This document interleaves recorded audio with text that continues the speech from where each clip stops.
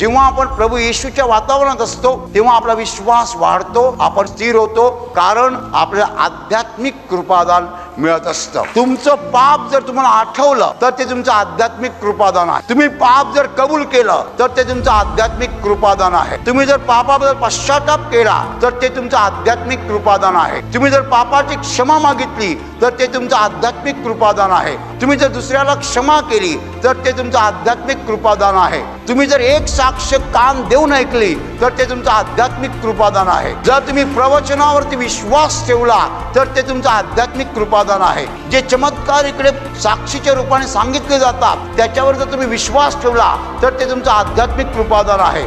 आणि आध्यात्मिक कृपादानामुळे आपण जीवनामध्ये स्थिर होत असतो.